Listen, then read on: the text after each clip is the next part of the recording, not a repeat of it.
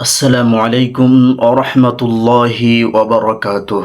সম্মানিত দর্শক মণ্ডলী, আজকে আলোচনা করব নামাজের মধ্যে যখন আমরা বৈঠক করি তখন কিভাবে বৈঠক করলে সুন্নাহ অনুযায়ী আমাদের বৈঠকটি হয়ে যাবে।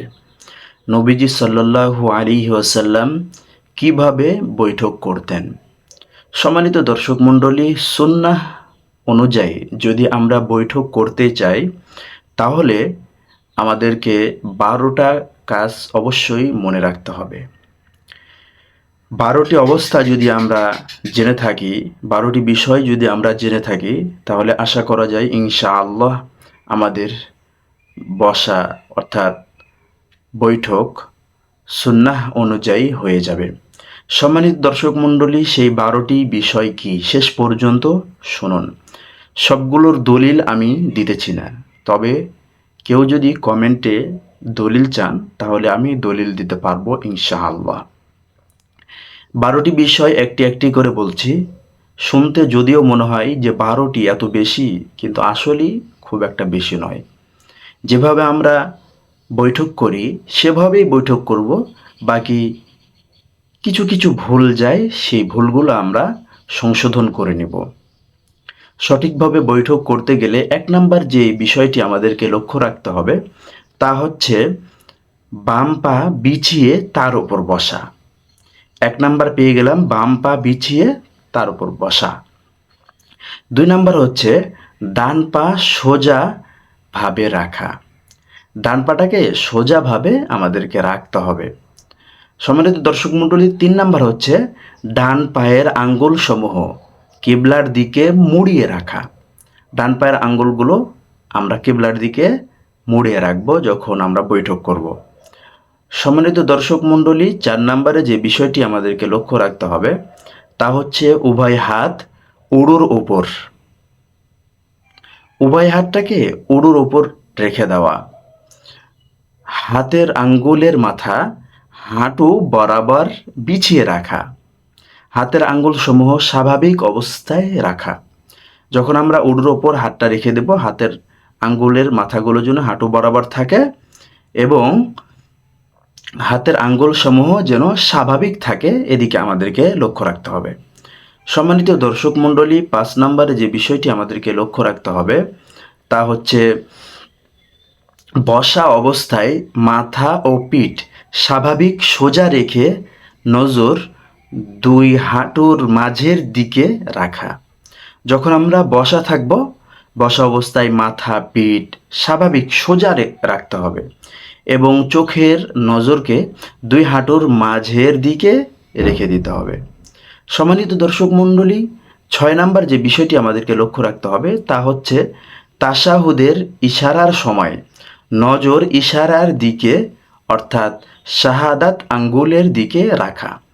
যখন তাশাহুদ পড়ব, তাশাহুদে যখন আঙ্গুল ইশারা করব, ইশারার সময় আমাদের নজরটা সে আঙ্গুলের দিকে যেন চলে যায়।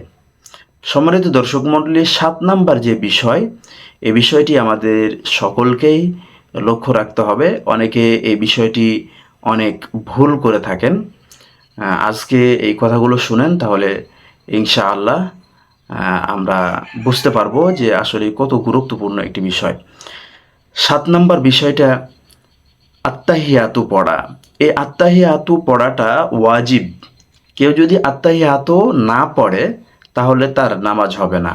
সে বছরে একদিন নামাজ পড়ুক কিংবা সপ্তাহে শুধু জুমার নামাজ পড়ুক, জুমার নামাজের মধ্যে উপস্থিত হয়েছে অথচ ইমামের সাথে ইক্তেদা করছে, আত্তাহিয়াতু জানে না, তাশাহুদটি জানে না, তাহলে অবশ্যই জেনে রাখতে হবে যে যেহেতু ওয়াজিব ছেড়ে দিয়েছে তাই নামাজ হবে না। সম্মানিত দর্শক মণ্ডলী, ৮ নাম্বার যে বিষয়টি আমাদেরকে লক্ষ্য রাখতে হবে, তাশাহুদ বলার সঙ্গে সঙ্গে মধ্যমা ও বৃদ্ধাঙ্গুলির মাথা একসাথে মিলায়া অনামিকা ও কনিষ্ঠা আঙ্গুল মুড়িয়ে রেখে হালকা গোল বৃত্ত করা। অর্থাৎ তাশাহুদ বলার সঙ্গে সঙ্গে আপনি বৃদ্ধাঙ্গুলি এবং কনিষ্ঠ মধ্যমিকা আঙ্গুলি, এই যে এই আঙ্গুলিটি ২টি আঙ্গুল এভাবে গোল করা, গোল করে মুড়িয়ে রাখা। এটি পেয়ে গেলাম আমরা ৮ নাম্বার। এরপর ৯ নাম্বারে যে বিষয়টি আমাদেরকে লক্ষ্য রাখতে হবে তা হচ্ছে যখন আমরা শাহাদা বাক্য পাঠ করব, আশহাদু আল্লা ইলাহা ইল্লাল্লাহু, এই শব্দটি যখন পড়ব, বিশেষ করে লা ইলাহা বলার সময় আঙ্গুলটিকে শাহাদাত আঙ্গুলি এভাবে ইশারা করে দেওয়া। এরপর সামান্য উঁচু করে কেবলার দিকে ইশারা করা। অতঃপর ইল্লাল্লাহ বলার সময় হাতের বাঁধন না খুলে স্বাভাবিকভাবে নামিয়ে রাখা। এতে শাহাদাত আঙ্গুলের মাথা হাঁটুতে লাগবে না।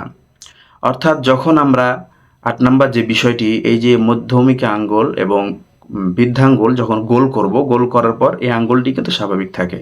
এই আঙ্গুলটি দিয়ে আশহাদু আল্লাহ যখন বলবো তখন ইশারা করে দেওয়া। যখন ইল্লাল্লাহ বলবো তখন নখটিকে ছেড়ে দেওয়া।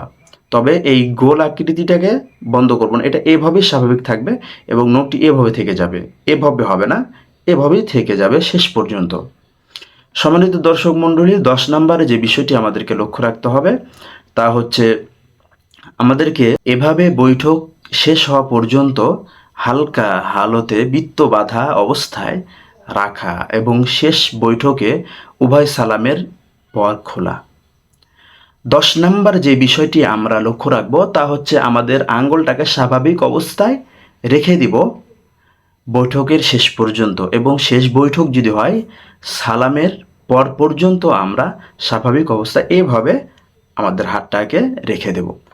সম্মানিত দর্শক মণ্ডলী, ১১ নাম্বার যে বিষয়টি তা হচ্ছে আখেরি বৈঠকে আত্তাহিয়াতুর পর দুরুদ শরীফ পড়া। আত্তাহিয়াতু পড়লাম, এরপর আমরা দুরুদ শরীফ পড়ব, এটি সুন্নাহ। সম্মানিত দর্শক মণ্ডলী, ১২ নাম্বার যে বিষয়টি আমাদেরকে লক্ষ্য রাখতে হবে তা হচ্ছে আমরা দয়ে মাসুরা পড়ব। দয়ে মাসুরা আমরা অবশ্যই পড়ব। দয়ে মাসুরা একটি নয়, একাধিক দয়ে মাসুরা কোরআন ও হাদিসে বর্ণিত হয়েছে।